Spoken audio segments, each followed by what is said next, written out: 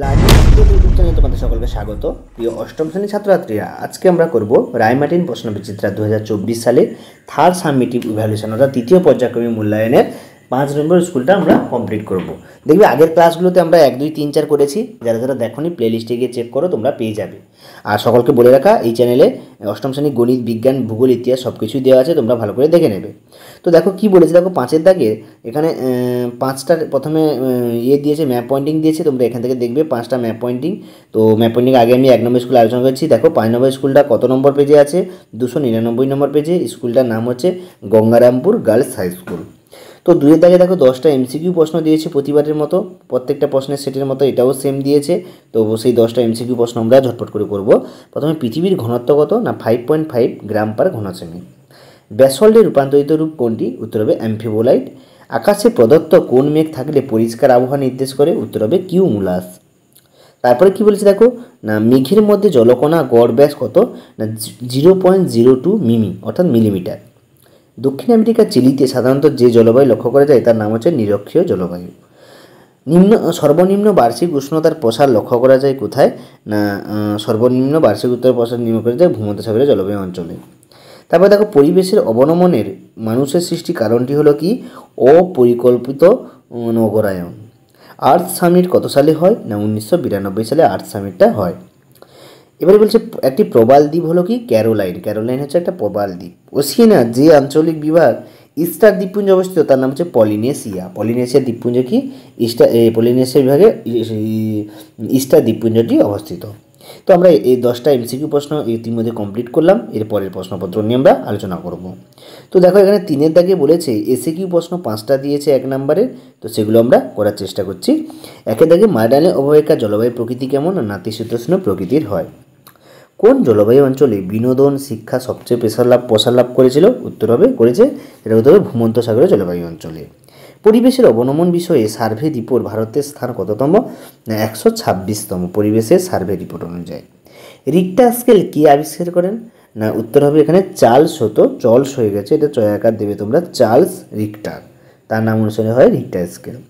ছোটনাগপুর মালভূমি অঞ্চলে কোন শিলা দ্বারা গঠিত? উত্তর হবে গ্রানাইট শিলা দ্বারা গঠিত। গ্রানাইট শিলা দ্বারা অর্থাৎ আগ্নেয় শিলা দ্বারা গঠিত। পরে দেখো ঠিক ভুল দিয়েছে এখানে 5টা, সেগুলো আমরা করব। ঠিক ভুল কী কী দিয়েছে দেখো, না প্রথম প্রশ্ন হচ্ছে আইসল্যান্ড তাদের দেশের বিদ্যুতের চাহিদা প্রায় 30% ভূতাপ শক্তি দ্বারা মেটায়। দুটি বিপরীত পরস্পরমুখী পাত সামুদ্রিক হলে তাদের উপরে পলি ভাঁজ খেয়ে দ্বীপ ও দ্বীপপুঞ্জের সৃষ্টি, এটাও সঠিক।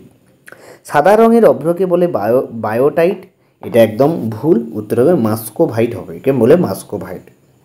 উত্তর গোলার্ধে পশ্চিম বায়ুর নাম উত্তর পশ্চিমা বায়ু, এটা ভুল। উত্তর হবে দক্ষিণ পশ্চিমা বায়ু। দক্ষিণ পশ্চিম, তাই তো, উত্তর পশ্চিমা বায়ু না, দক্ষিণ পশ্চিমা বায়ু হবে, ঠিক আছে। 2013 সালে ঘূর্ণবাদ ফাইলিন নামে পরিচিত, একদম সঠিক। 2013 সালে ফাইলিন নামে পরিচিত। 2009 সালে সেটা আয়লা, 2020 সালে সেটা আমফান। পরের প্রশ্ন দেখো কি না ড্যাশফোরন দিয়েছে এখানে 5টা। মায়ানমারের পোপো একটি কি আগ্নেয়গিরি? না মৃত আগ্নেয়গিরি। পোপো একটা কি আগ্নেয়গিরি? মৃত আগ্নেয়গিরি। সীমা, পরের প্রশ্ন কি বলেছে দেখো, না সীমা ও ক্রোফোসীমা, এটা ক্রোফোসীমা নিফেসীমার মধ্যে কী রেখা আছে? না রেপিত্তি বিযুক্তি রেখা। উত্তরটা হবে রেপিত্তি বিযুক্তি রেখা।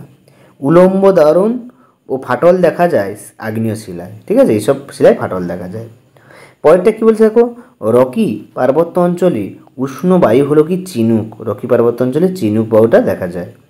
সাধারণ ক্রান্তীয় ঘূর্ণবাদের উৎপত্তি 2 গোলার্ধে কত অক্ষাংশের মধ্যবর্তী? না 5 ডিগ্রি থেকে 20 ডিগ্রি। 5 ডিগ্রি থেকে 20 ডিগ্রি অক্ষাংশের মধ্যবর্তী। এরপরে আমরা চলে যাচ্ছি ডান স্তম্ভের বাম স্তম্ভের মিলন। তো সেটা করব। দেখো প্রথমে হচ্ছে কাকরাতোয়া। কাকরাতোয়া হচ্ছে ইন্দোনেশিয়া, ঠিক আছে, ইন্দোনেশিয়া আগ্নেয়গিরি নাম হচ্ছে কাকরাতোয়া। এর পরেরটা বলে দেখো প্রতিভ ঘূর্ণবাদ। প্রতিভ ঘূর্ণবাদ কী হবে? না রোদ ঝলমলে আবহাওয়া। প্রতিভ ঘূর্ণবাদ স্থানে রোদ ঝলমলে আবহাওয়া বিরাজ করে। তারপর হচ্ছে শিয়াল। শিয়াল হচ্ছে শিলামণ্ডল শিয়াল, ঠিক আছে, শিয়াল শিলামণ্ডলে অবস্থিত। তুন্দ্রা জলবায়ু, না তুন্দ্রা জলবায়ুটা কি? না সাইবেরিয়ায় দেখা যায় তুন্দ্রা জলবায়ু, ঠান্ডা, এদের তুন্দ্রা জলবায়ু। আর চেরনোবিল হচ্ছে ইউক্রেনে অবস্থিত। ইউক্রেনে চেরনোবিল নামক স্থান অবস্থিত। এরপরে 7-এর দাগে দেখো না নতুন রায়মার্টিন ছয়কায় এগুলো পাবে। একটা পৃথিবীর কাছাকাছি আছে, পদার্থের ঘনত্ব বেশি, এটা রায়মার্টিন ছয়কায় 11 পাবে। তো প্রত্যেকটা ছয়কার পেজ নাম্বার দেওয়া আছে, তোমরা এখান থেকে দেখে নাও। এরপরে দেখো 8 দাগে এখানে 3 নম্বরের প্রশ্নগুলো দিয়েছে, তো সেগুলো আমরা করবো। 3 নম্বরে 4টে দিয়েছে, দেখো চিত্রসহ আয়নবায়ু কাকে বলে লেখো। এটা 109 নম্বর পেজে পাবে রায়মার্টিন সহায়িকায়। তুন্দ্রা জলবায়ু অঞ্চলের অধিবাসীদের জীবনযাত্রা, এটা 187 নম্বর পেজে পাবে। এবার মৌনা লোয়া মোট উচ্চতা ও মাউন্ট এভারেস্টের থেকে বেশি, কারণ ব্যাখ্যা করে, এটাও 334 নম্বর পেজে পাবে। হোমিওস্ট্যাটিক ব্যবস্থা বলতে এটাও পাবে মাইরেলোকা, এটা টেক্সট বইতে 116 নম্বর পাবে। এখানে টেক্সট লেখা আছে, টেক্সট বইতে খুঁজবে। তারপর দেখো 9 দাগের প্রশ্নগুলো আমরা চলে যাচ্ছি। 9 দাগের প্রশ্ন দেখো, খুব ইম্পর্টেন্ট প্রশ্ন, প্রায় প্রতি বছর আসে, সেগুলো আমি মেনশন করে দিচ্ছি। পরিবেশের অবনমন কী? পরিবেশের অবনমন রোধে আমরা কী কী করতে পারি? এটা কিন্তু খুব ইম্পর্টেন্ট প্রশ্ন, প্রায় প্রত্যেকটা পরীক্ষায় এই প্রশ্নটা বেশি বেশি করে আসে। এটা 100% কমন থাকে। পরিবেশের অবনমন সম্পর্কে তোমাদের অধ্যায়টা আছে, সেখান থেকে দেখবে। এটা পাবে 217 নম্বর পেজে। নিরক্ষীয় জলবায়ু অঞ্চলের জীব বৈচিত্র্যের বর্ণনাও, এটাও খুব ইন্টারেস্টিং প্রশ্ন। অস্ট্রেলিয়ায় ভূপ্রকৃতি কয় ভাগে ভাগ করা যায় এবং যে কোনো 2টি ভাগের সম্পর্কে লেখো। এটা তোমরা ভাগগুলো দেখবে 356 পেজে রায়মার্টিনের নতুন 2024 সালের 56 পেজে। এবং মাইরালিং কৃষি পশুপালন, এটা আগেও তো বলেছি, এটা খুব কমন প্রশ্ন, যেটা প্রায় স্কুলে পড়ে দেয়, ঠিক আছে, 5 নম্বরে। এটা পাবে 383-84 নম্বর পেজে। তো ইতিমধ্যে আমরা সমস্ত প্রশ্নপত্রগুলো আলোচনা করে দিয়েছি। তোমাদের যদি কোনো সমস্যা থাকে কমেন্টে লেখো, এবং কোনো কিছু যদি তোমাদের দরকার হয় তোমরা কমেন্টে লেখো, আমি অবশ্যই এখান থেকে ভিডিও বানিয়ে দেবো। এবং সকলকে বলা, তোমরা চ্যানেলটিকে সাবস্ক্রাইব করে বেল আইকনটি ক্লিক করবে। আমি যে কোনো সময় ভিডিও ছাড়তে পারি, যখনই ভিডিও ছাড়বো তোমাদের আগেই, সবার আগে নোটিফিকেশান পৌঁছবে, এবং সেখান থেকে তোমরা প্রশ্নপত্রগুলো ঝটঝট করে সমাধান করে ফেলবে। তো সকলকে ধন্যবাদ, দেখা হচ্ছে পরের ভিডিওতে।